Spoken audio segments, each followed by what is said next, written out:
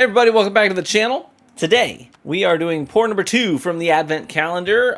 Yesterday's was pretty yummy, right? I think I gave this, so I should reiterate, if you're not familiar, we're doing an Advent calendar of whiskey, courtesy of my community, and I don't know what any of these are.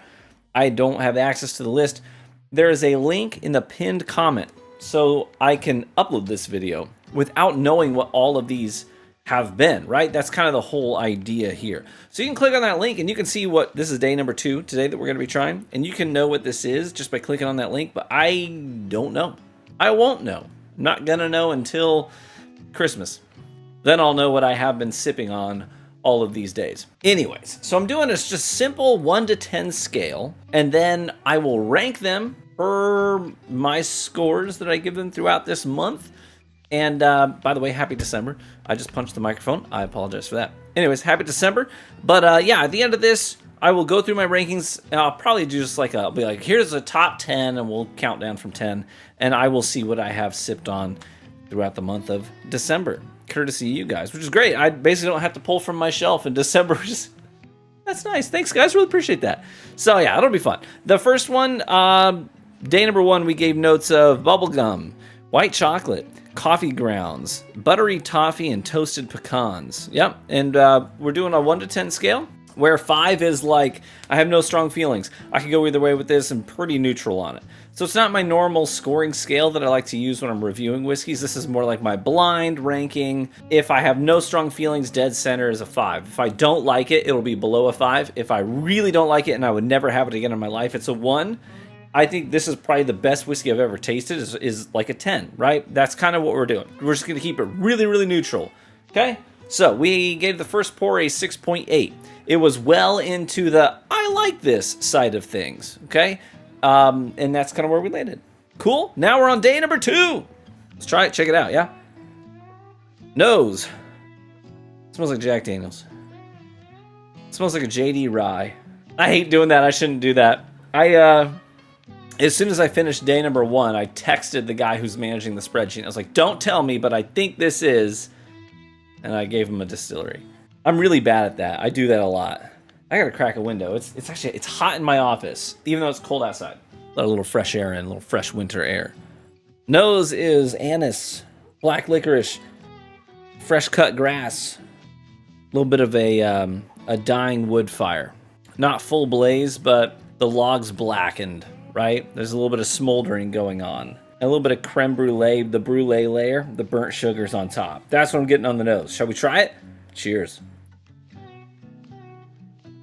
On the palate, getting more of like toasted marshmallow instead of that brulee. It's still kind of that same vibe. It's in that same vein of your burnt sugars. It's really making me think of a marshmallow you held over the fire for what some people would consider is a little too long, but I would consider to be just the right amount. A little bit of a hit of like a southern sweet tea as well in the mid palate, which I love. I don't know if it's Jack, but it does give off Tennessee rye vibes, I would say. That's kind of the vibe I'm getting here. No clue if that's what it is.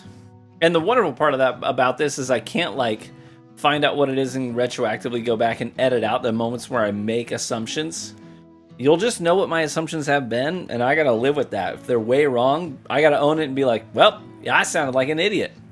Because you're over there like, wow, this guy's really dumb because that's a West Coast bourbon, not a Midwest rye.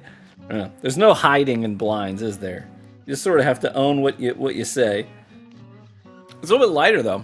If I was having a JD rye, I think I would have expected it to be bassier, and it's not. There's actually not a lot of bass going on there. But whatever it is, it's yummy and it's tasty and I like it. Burnt marshmallow, sugary, desserty.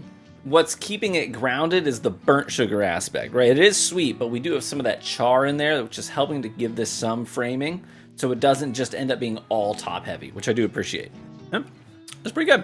I kind of want to like really save the higher scores for things that seriously impress. I want to give some nuance and range to my scores for this Advent calendar, and so I'm going to err on the side of being kind of stingy with my scores. Okay, is that okay with you guys? I'm going to err on the side of being stingy. I'm going to go 6.9 on this one. 6.9. Okay, again, firmly in the range of I like this. Okay, this isn't like your at school scores where you get a 69% on something. You're like, oh, I'm afraid to go home and show my parents. Now, this is very firmly in the above average and into the I like it territory. I do like this. If anything, I wish that some of the anise notes we got on the nose and the black licorice was there on the palate to give this just a little bit more base, a little bit more definition. Other than that, there's nothing here to complain about. Solid, right? I would say this is a very solid pour. Whoever sent it, thank you. I appreciate it. This is really tasty. And that concludes day number 2 of the Whiskey Advent Calendar. Check the link in the description to see what I was tasting and if my notes made any sense at all. You could be laughing at me. Or not. Maybe you'd be like, dang, he was spot on. Or you could be the opposite and be like, this guy has no idea what he's talking about. In which case, I agree. This is life, where we make it all up on the fly.